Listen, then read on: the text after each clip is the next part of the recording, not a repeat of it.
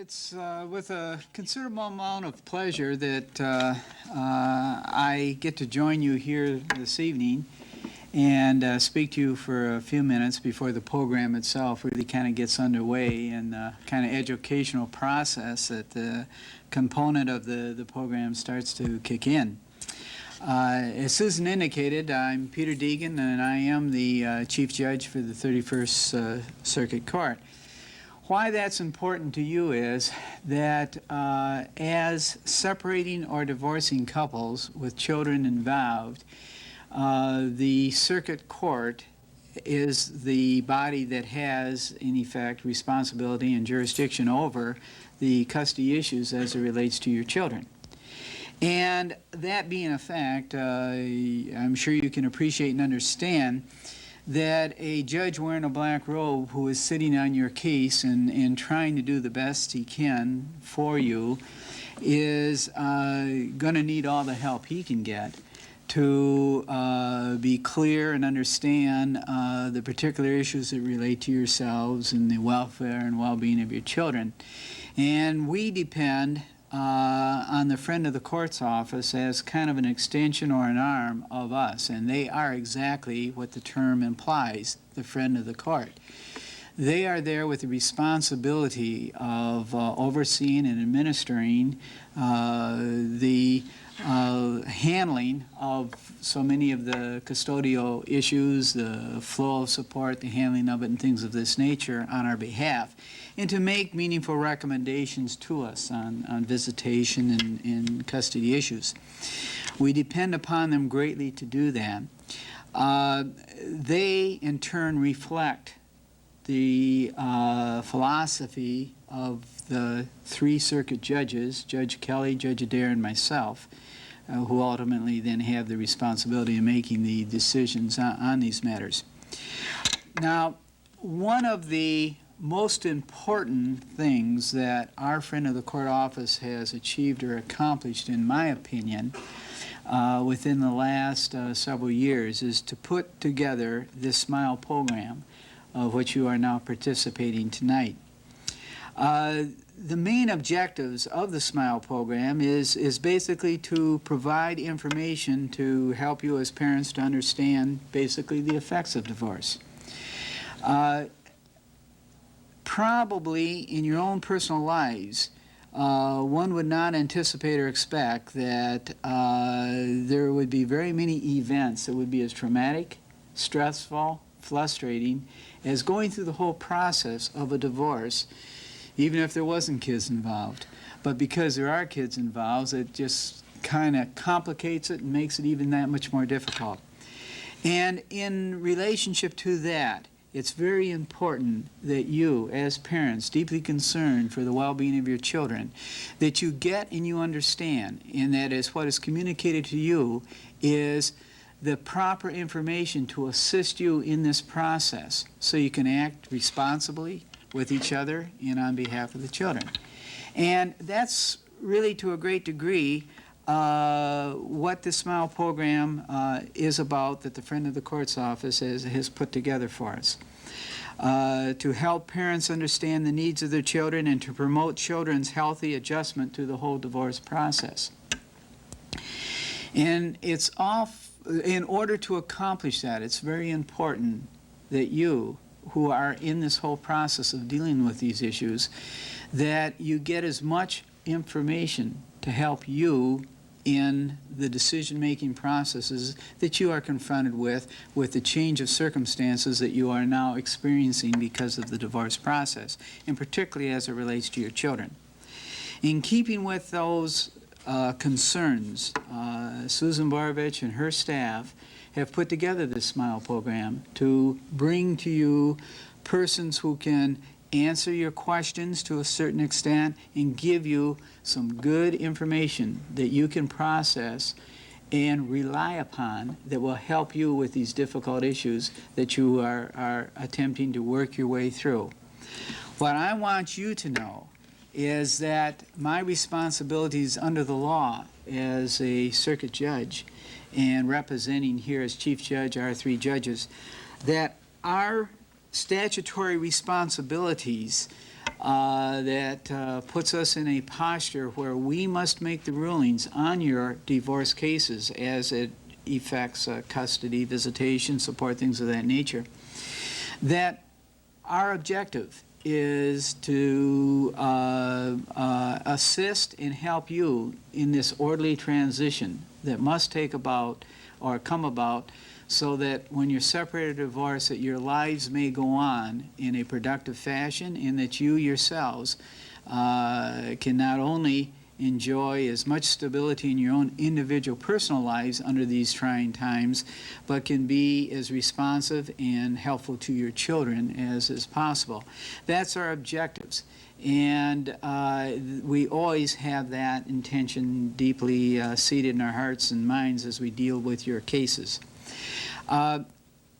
This particular program, in my opinion, is extremely beneficial to you, again, as adults and as parents, to assist you in processing the effects of what is happening now that you are in a situation where a divorce is pending or a separation is taking place. And as I said, particularly as it relates to the effects on your children. And I want to acknowledge and compliment each and every one of you in these troubled times in your personal lives, that you are already showing the responsibility that I think is necessary by being here, taking your time to take advantage of what this program might offer you. I can promise you, you will not find your time or your commitment wasted. And again, I recognize your sense of responsibility and trying to do the best you can under trying times, that we're trying to support you in. We recognize the fact that you're here, and we appreciate the fact that you are here. But I think if you listen very carefully to what they have to tell you this evening in this program, you will find a lot of your questions answered, or at least you'll get some better insights on the overview of things that relate to your personal lives right now.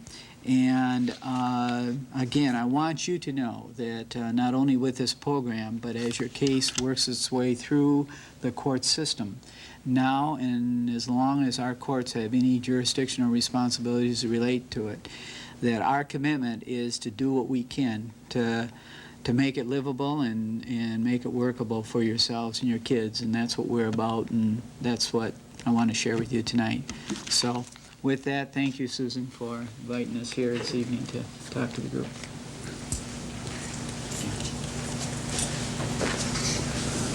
Thank you, Judge Deegan. Our next speaker will be Regina Friedman from Professional Counseling Center, and Regina will speak to us today about the effects of separation or divorce on your children. So with that, Regina.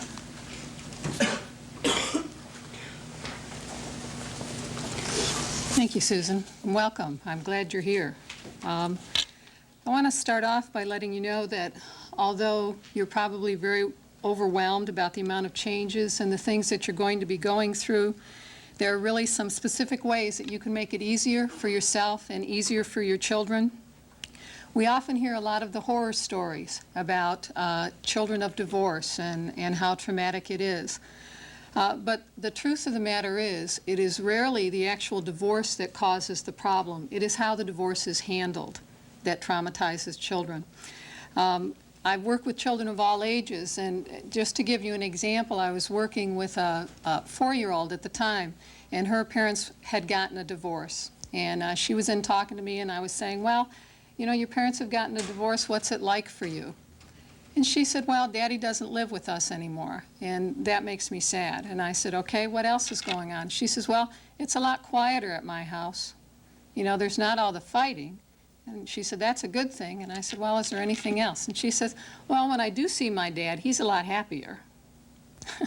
So it isn't all, sometimes, even though I certainly am not recommending that people get a divorce, that sometimes children can actually end up with 2 happy, healthy parents instead of 2 parents that they often see fighting with each other. So it doesn't all have to be horrible.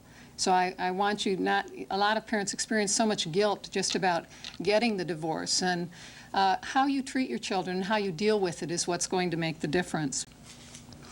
I'm going to share some questions that parents usually ask me when they're getting a divorce about their parents. I'll share some general questions, and then we'll get into some detail because the different age groups handle things differently and handle divorce differently. The one thing I want to say to all of you is when you're going through anything that's stressful, but particularly a divorce, you have got to take care of yourself. If you don't take care of your needs, your physical needs, your mental needs, your emotional needs, you're not going to have what you need to give to your children to take care of them. It's kind of like the thing about being in the airplane, an airplane. The oxygen masks fall down. You've got to put yours on first before you can help your children. That's true in this situation too. You need to get, if you don't have a support network in place, this isn't the time to go it alone. Friends, family, clergy, if you need it, therapy.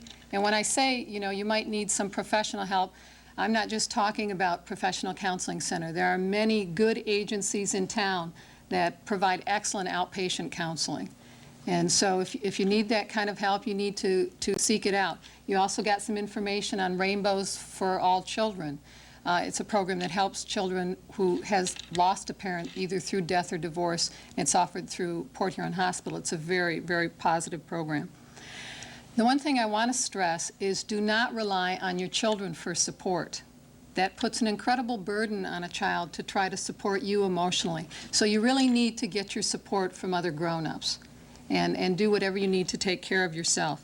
You also need to let children know over and over again that grown-ups are going to handle the grown-up problems. Children just have a tendency to kind of take on things that aren't theirs, and it's our job to remind them that, the big people will handle the big people problems. They can take care of their own problems, and you'll help them with those. A lot of people say, what should we tell the children about the divorce, and how should we do it? Certainly some of you may be beyond this, but the one thing about parenting isn't just a line. You can always go back and correct things. You don't have to be perfect. A lot of people are so nervous about parenting that they don't get to enjoy it. If you make a mistake, just go back and apologize and fix it. Children are really adaptable, and they'll handle those kind of things. But if you can tell children about the divorce together, it's better. It keeps them from taking sides, which children will have a tendency to do. They need to know the facts about how the divorce will affect them, where they're going to be living, what else, might be going on.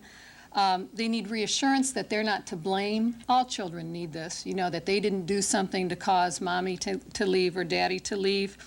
And you need to answer questions as honestly as possible in an age appropriate. Remember what age they are. And no child, I don't care how old they are, probably not until they're 25 or maybe even later, needs any gory details about what happened in the marriage. That really isn't something they need access to, and it really doesn't do them any good, although it's tempting sometimes. How can you help your children during and after the divorce? One of the best pieces of advice is to be sensitive to their feelings. And you'll hear me say this over and over again. Put yourself in their place. They're little. They're not big. They don't understand all the things. Some of them are bigger than others. But put yourself in their place and think about what this might be like for them.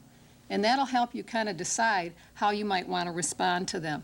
And very few things that might be going on in your household need a split decision. Give yourself some time to think about it. I mean, the only type of thing that needs a real quick response when you're doing parenting is if it's a matter of life or death. I mean, then you might have to grab them or yell or do something. But if they're jumping on the bed or doing something like that, you can stop in the doorway and give yourself, 10, 15 seconds to say, how do I want to handle this, and how do I want to feel when I'm done? Take the time. Parenting is the most important job in the world, and it's the toughest. Give yourself a break every now and then. What do your children need from you? They need your unconditional love and support. That's what any child needs. They're going through a tough time, and so are you. They need to know they'll be taken care of. They need as much predictability as possible. Don't change the things you don't have to change. They need the permission and encouragement to have a relationship with both parents. Something that Professional Counseling Center and the Friend of the Court feel very strongly about is that children have a right to both parents. Okay, that's something they deserve, and we do anything that we can to allow that to happen, and we hope that you will too, even though it'll probably be more difficult for you sometimes than it would be for us. They need, if you can manage it, children need some personal space in both homes that they'll be spending time in. Now, certainly financially, it's not expected that a child would have a bedroom in both homes. I mean, that's rather unrealistic. But a space where they can keep their things, whether it's a drawer or a box or a corner in a room, someplace where they'll feel like they belong there too. That's real important to children. How can you encourage your children to have a relationship with the other parent? You can stress the good points. Now, I know this might not be easy, but there must have been something that got you two together in the first place. There's got to be something there. And if you can't think of the good points, at least let them know that the other parent loves them. But remember, your children know that they come from both of you, and they know that. And when you put one of the parents down, you're putting down half of them. And they recognize that, and that's not best for their own self-esteem. Let them keep photos or other things that they might have of the other parent in their room. If it's difficult for you when you're cleaning the room or when you're in there, turn it down and finish what you have to do and set it back up. They really need to stay connected. Don't use children as go-betweens. This puts way too much stress on a child to give messages back and forth. Oh, tell your dad I won't be picking you up next Tuesday, I've got such and such to do. Or tell your mom. Don't do that. Children forget, they get excited, and then, that's just way too much pressure to put on them. If you can't communicate with the other person face-to-face, do it over the phone, do it in writing, or do it through a third party that both of you trust. There was a time that when I was working with a couple that was divorcing, and they did their messages through me. It was just easier. They both trusted me. The communication was clear, and the children didn't get stuck in the middle. If you have a family member or a friend that you're both comfortable with, that would be a better way to do it. Okay? Try not to argue in front of the children. It's really difficult for children when parents argue because they want to take sides. And like I said, if you can't do things face-to-face, find some other way to do it that'll get the information across. Allow children to talk about the time that they spend with the other parent. Sometimes children are really quick about figuring out their environment. They have to live in a world with big people, so they watch and they listen and they're very sensitive. And if they come home all excited about their visit and you give them a dirty look or make a face or do something, they're going to learn real quick that, I guess I'm not supposed to have fun over there. But if you kind of set your feelings aside and put yourself in your child's place, they really need to be able to be excited about time they spend with either one of you. Help them out with cards and gifts for the other parents if they're too young to do it on their own. If you can't, get another relative or another grown-up that can help them out. They need to be able to remember Mother's Day and Father's Days and birthdays and those types of things. That's very important to them. Allow both parents to be involved in school and other activities. Don't keep things from the other parent. I mean, auditoriums are pretty big. If the child's in a play or in some sort of sporting event, you don't have to sit together. But the child certainly has the right to have both of you there rooting them on and giving them attention and being proud of them for what they're doing. So let both parents be involved in those type of things. The other thing that you want to be very careful of, you want to encourage children to follow the rules in whatever home they're in. Children are adaptable. They'll also run you ragged if you let them. Well, Mom lets me do this when I'm at her house. Well, Dad lets me do this when I'm at his house. So what? It's best at that point to say, that's fine. When you're at Dad's house, you follow Dad's rules. You're at Mom's house now, you follow Mom's rules. They'll get it eventually. But if you give them that space, children will run circles around you. Remember, it's a child's job to get what they want. That is their job. Okay? It's our job as grown-ups to set limits and help them do what's healthy. Okay? But if you kind of remember that. And be consistent. A lot of times, and I'll touch on this with another age group, sometimes parents feel so guilty about the fact that they're going through a divorce that they think it's time to lighten up on discipline. That's the last thing you need to do. Your child will think, now the whole world's coming apart. Be consistent. If they have a bedtime, keep that bedtime. If you have rules, follow the rules. This isn't the time to let them get away with things because you're feeling bad about the fact you're getting a divorce. It's actually the last thing they need. What should I do if my child refuses to go see the other parent? This one comes up all the time, and I want to tell you the first thing to do is not panic. A lot of parents, they get themselves so worked up because they figure, oh my goodness, if my child is refusing to go visit his father, Dad must be doing something to that child. And certainly abuse does occur, but it is a rare instance that that's the reason a child is refusing to go see the other parent. You want to try to look at the situation objectively. Is there something going on that's discouraging the visit?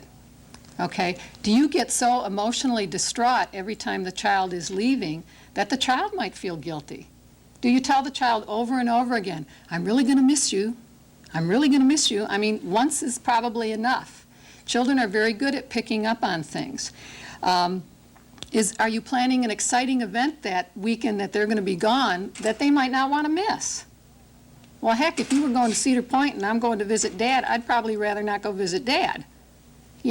Children are like that. It's not that they don't like Dad, but children like fun, exciting things.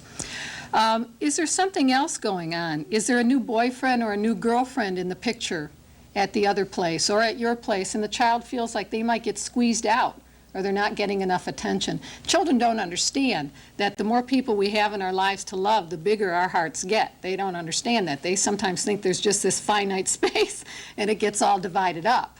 So there might be something going on like that.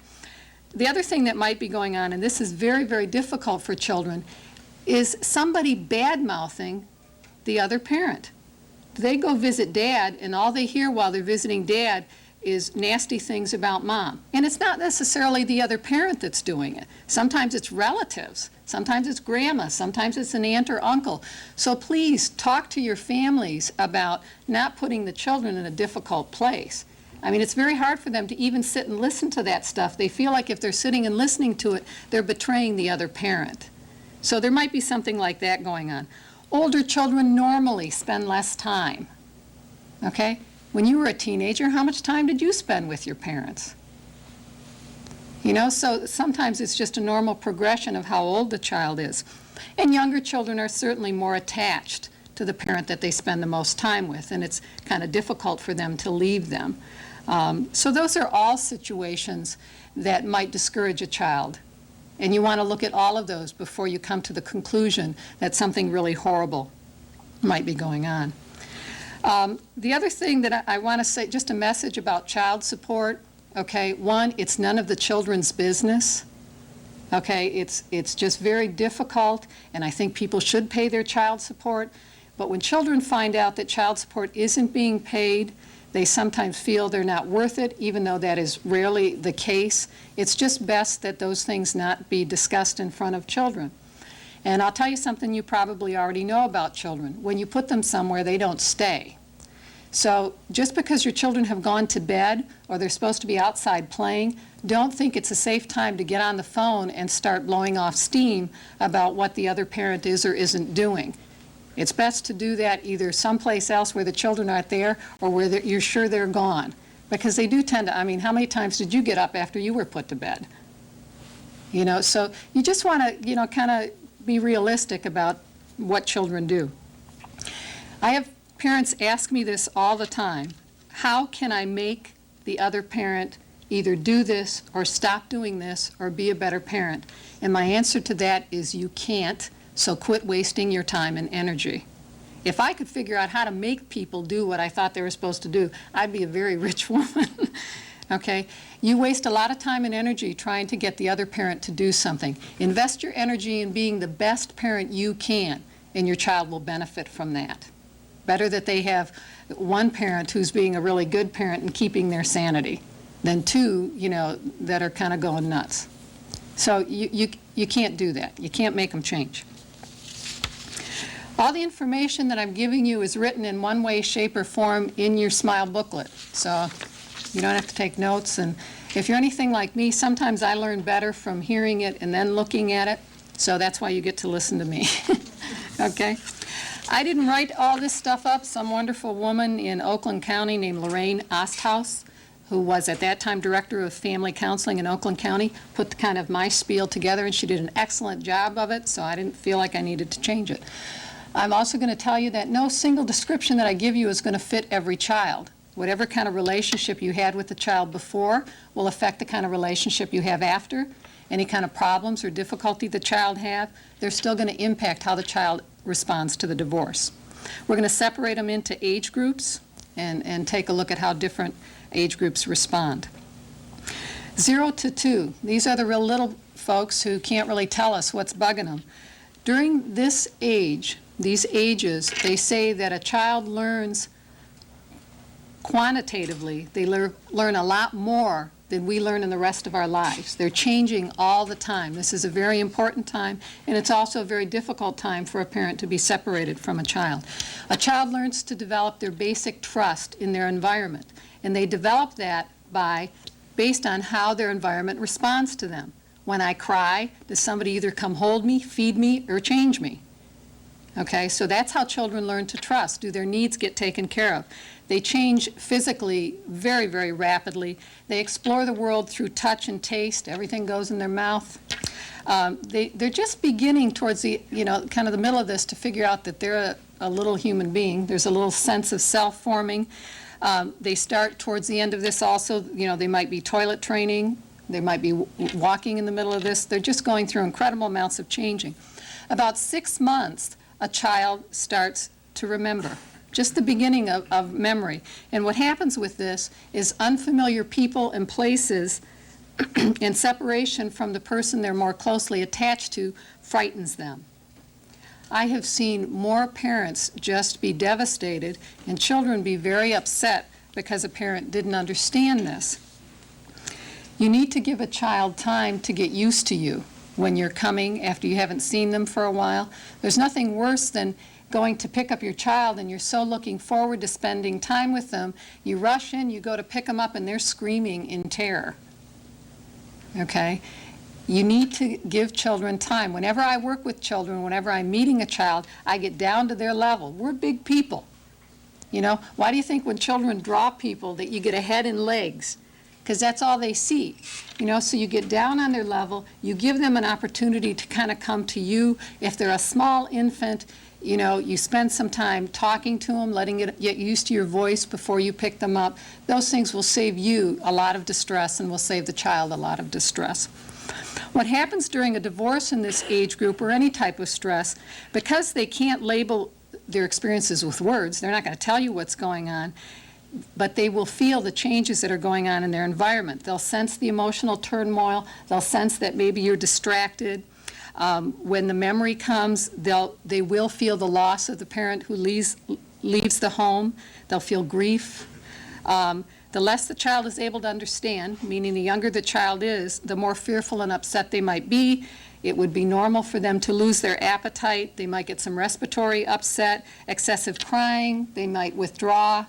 And if they've started to maybe crawl or walk or feed themselves, or you've done some toilet training, they might regress a little bit. That's perfectly normal for any child, and grown-ups sometimes, going through stress. We all regress a little bit to a safer time, and that's what the child will do.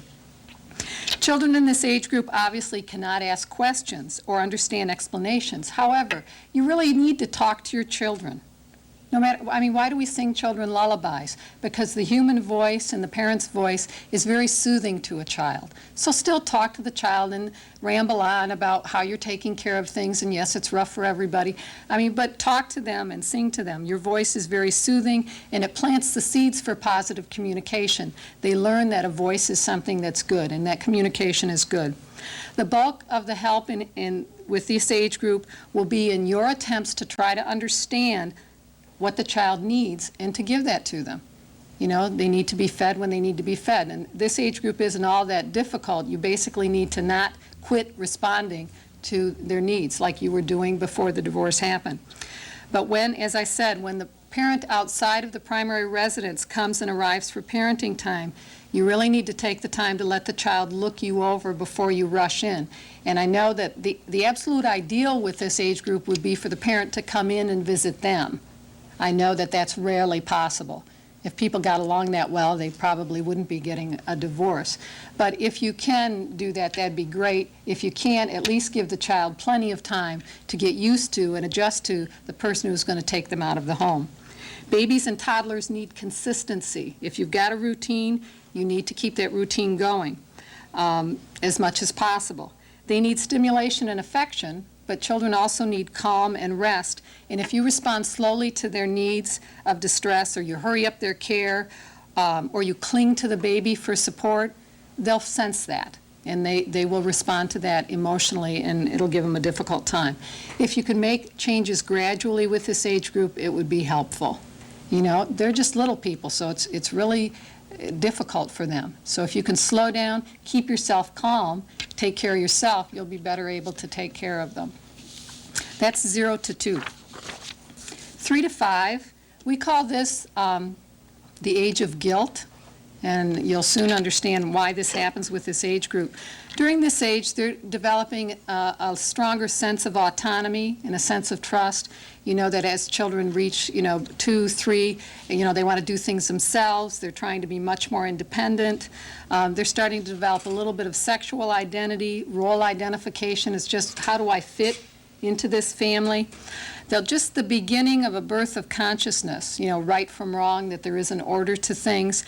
They'll have an incredible sense of imagination during this age, and they're very egocentric. And what that means is they feel that they have a lot of power and control over things.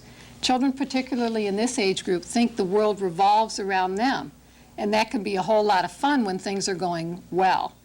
This age group believes that if bad things happen, it's because I'm bad, and if good things happen, it's because I'm good.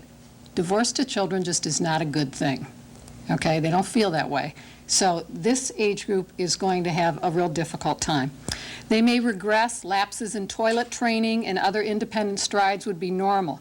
They will try to use a lot of denial and fantasy, trying to convince themselves that everything's okay and maybe this really isn't happening.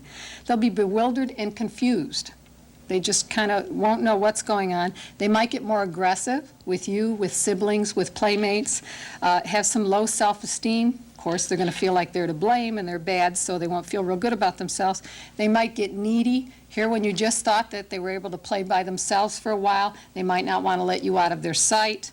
Bad dreams are real common. They may cry and whine a lot. They may become very possessive of their toys and attached to one object or another. This is not the time to push a child to share. And again, if you put yourself in their place, it makes perfect sense. I may not be able to control whether mom or dad comes or go, but darn it, this is mine and no one's getting it. It makes sense. They're just trying to have some control over their world. So let them have it. It'll help. They feel very vulnerable. This age group, they don't have the support of older children. They don't have a lot of peers yet, and they're not based in reality. They really can't quite tell fantasy from reality yet. And they're preoccupied with their being good because they really will believe that their badness caused the divorce. It's not anything you did. It's not anything you told them. It's just the way this age group thinks. They need to know that the parents are unhappy about the divorce, too. That'll help them feel less isolated and know that at least this feeling is real. They don't need all the gory details, but they need to know that, well, it's kind of rough on mom and it's kind of rough on dad, too, and we're not real happy either, but we'll get through this and things will be okay. They have a dim grasp of time. They can't understand that they'll see dad next week or they'll see mom in 2 weeks. They need to hear that they'll see the parent that is leaving often. Remember, my mother told me that the older we get, the quicker time goes, and that is really true. I remember, when we're in high school, you think that summer vacation is never going to come, and now that I'm my age, it's like, well, where'd that month go? Well, these people are real little, so time is like forever. So you can use calendars and those kind of things, but they just need to know that they're going to see the other parent a lot. They do need answers to what's happening, but remember, age appropriate. It's okay to tell children that things are going to be kind of mixed up for a while. It prepares them for the confusion, and they know that they're not alone. Again, things are going to be kind of topsy-turvy. They need some answers about living arrangements, disruption in care, who's going to be taking care of them, where dad's going to be, where mom's going to be. They need the basics. They need consistent, firm discipline. But again, they need to know that at least what they believe is real is real. And again, that means I go to bed at this time, and if I do this, I get in trouble and this happens. You need to keep those things as consistent as possible. Don't overprotect them. It's also very tempting for parents. Not everybody agrees to a divorce. And so sometimes the fact that somebody is leaving you is very difficult. And it's very tempting to latch on to your children and hang on to them and to become overprotective of them. That's not good for either one of you. So try not to overprotect your children. If they're taking some risks, you're letting them do overnights, they're getting to be 5, or they're going to stay at grandma's, or they're climbing trees, or whatever they're doing, try not to let your fear and anxiety get in the way of them doing what they were normally going to do. And reestablish some sense of continuity of care and affection as soon as possible. Try not to disrupt the relationship. Sometimes there's so much anger when a divorce first happens, there's a tendency for parents just to stay away because they don't want to fight or they don't want to do whatever. But that's not best for the child. So if you can keep the relationship going as consistently as possible, that's real beneficial. And you're going to have to tell this age group over and over again that it wasn't their fault, that it wasn't anything they did. That's 3 through 5. Age 6 to 8 we call the age of sadness. During this age group, the world is starting to revolve around peers. They're having a lot more time spent with friends in school rather than just the family unit. They're having a real growth of moral and intellectual development. Children are starting to get really excited at this age group about learning things and knowing how to do things and right from wrong. They're getting a little bit more clear picture of how boys and girls are different. That happens around this age. But the family is still the core of their life and what they depend on. And parents are still very strong role models. So they still need you, and they're going to need you for a while. The loss of the security of the family structure at a time when the child is just starting to kind of branch out might make them a little fearful about taking risks and a little unsure about relationships outside the home. They might have a lot of anger and conflicts of loyalty. Whose side am I supposed to be on here? Their fears might escalate. The loss of one parent implies the loss of another. Okay, so because mom left the home or dad left the home, they might not be sure that the other one's not going to leave. They have a deep sense of deprivation. This is just not supposed to be happening. Pervasive sadness and crying is not unusual with this age group. Denial doesn't work anymore.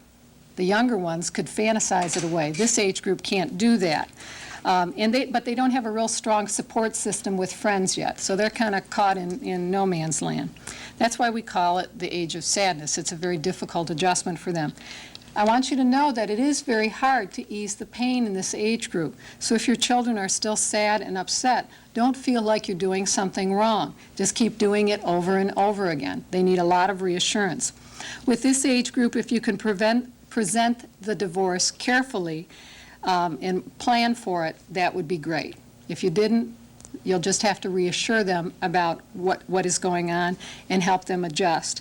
You need to spell out the reasons that you're getting a divorce so the child is less apt to blame one parent or take the blame to themselves. But again, remember, these people are, 6 through almost age 9. They don't need gory details. Most children can recognize if you've been fighting or there's been tension in the home, there's been something going on. They understand that mom and dad aren't getting along and maybe decided it would be better if they didn't live together anymore. Explain it in terms they can understand. They'll still have a real sense of intense pain, and they'll want the parents back together. You'll find this in this age group and the next age group a lot, that they may do things to help bring the parents back together. They may get in trouble, they may get sick, they may do things to kind of bring you back together.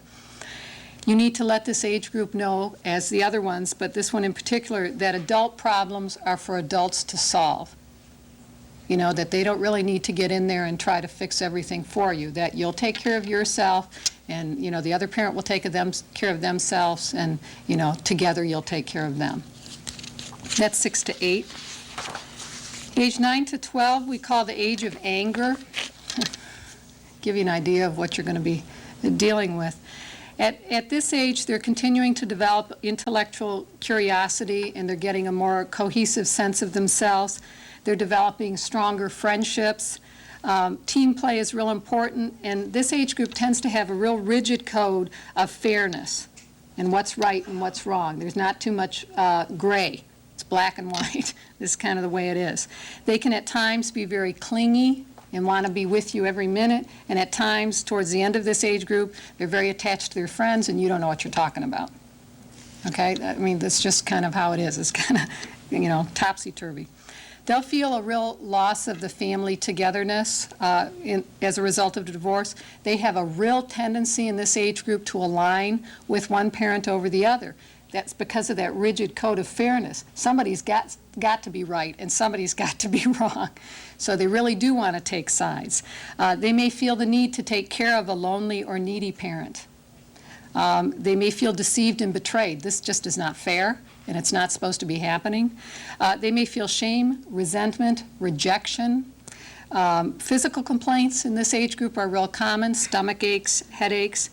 And what they're doing with their anger is they're trying to cover up the sense of sadness and helplessness that's underneath, very much like grown-ups do. I mean, when you stop and think about it, most grown-ups don't handle their anger and their feelings very well. And I'm just going to mention to you, if you are a grown-up who doesn't handle anger very well, this may be a time when you want to get some help for yourself so that you can help your child, or you're going to start to see a little mirror image running around, and it might not be very pretty. And so, I mean, most of us don't learn how to deal with it. Somebody has to teach us, and it's real common that when somebody hurts us, it makes a lot more sense to get angry at them than to let them know that they hurt us. When you stop to think about it, if you hurt me and I get mad at you and get real angry, I might be able to scare you out of doing it again. If I let you know you hurt me, then I become vulnerable, and if you want to, you can do it again. So grown-ups do this a lot too, so it's not real surprising that children do. So if emotions are something you struggle with, it's not a heavy-duty therapy session or anything like that. It's just some education about what some options might be. I mean, when I came out of my family, I thought you either stuffed your anger or someone got hurt. I got older and realized that there's a whole lot of in between here, a whole lot of options that I wasn't even aware of. So it is something that you can learn no matter how old you are. What parents need to do with this age group is you really have to address the issue where their anger can really get out of hand. And this is the age group that can start having a whole lot of trouble as a result of a divorce that isn't handled very well. You need to diffuse their anger towards whichever parent they decide is to blame. Teach children how to deal with their anger, let them draw pictures. Somebody was talking to me today and say, punching a pillow is all well and good, but when I'm angry, I need to make some noise.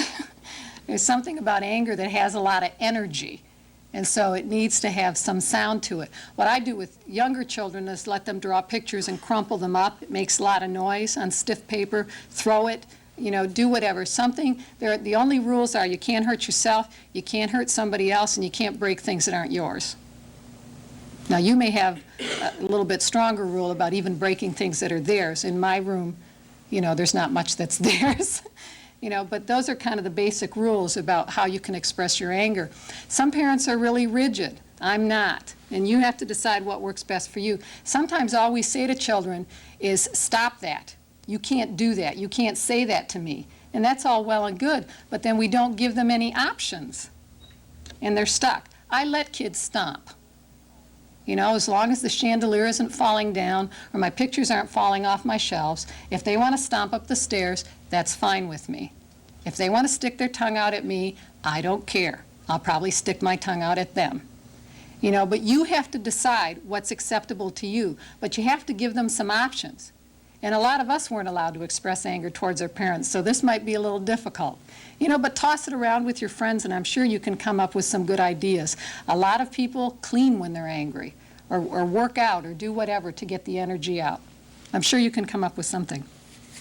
It's tempting with this age group to enlist them as your ally, because they want to take sides, so it's real easy. But it ends up being bittersweet, and it really does prevent the child from resolving the divorce, and it's going to backfire. This age group grows up, and they're not going to be so silly as to not recognize what happened. And then they're going to become a teenager.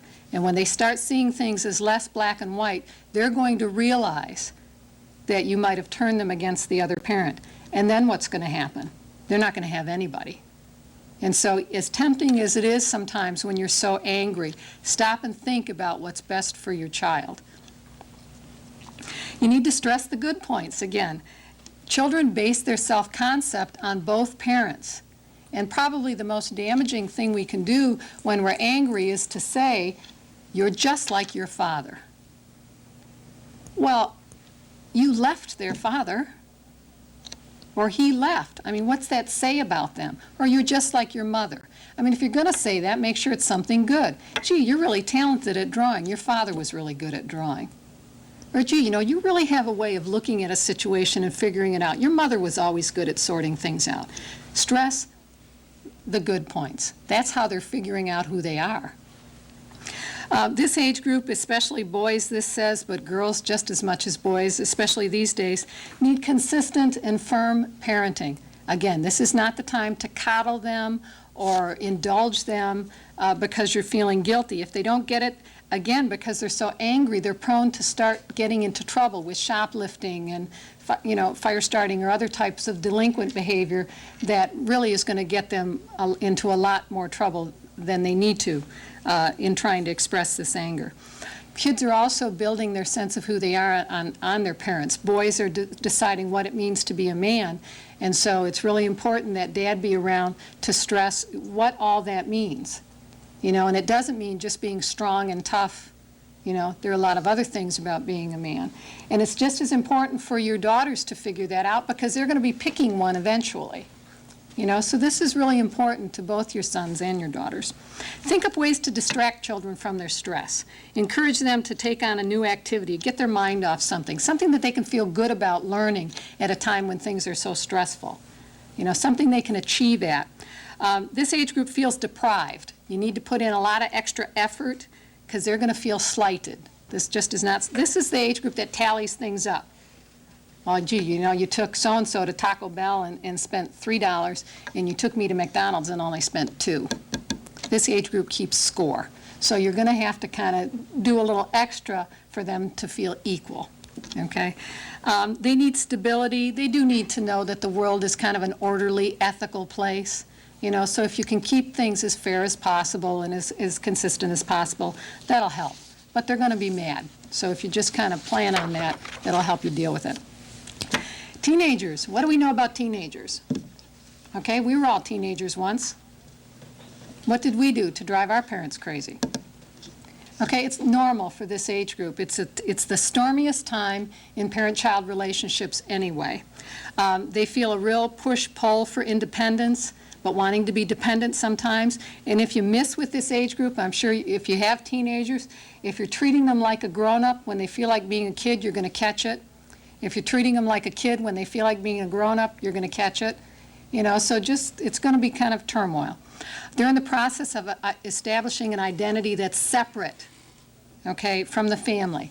They're going to be different. But at the same time, they're starting to pick, what was it that was important that my family taught me that I want to keep? What are some of the values that I'm really going to hang on to? This is the age where they try on all different roles. It's the height of nonconformity, music, dress, language, idealistic values. I knew I was getting old when I could no longer stand popular music. I can remember being up in my room listening, and it drove my parents crazy.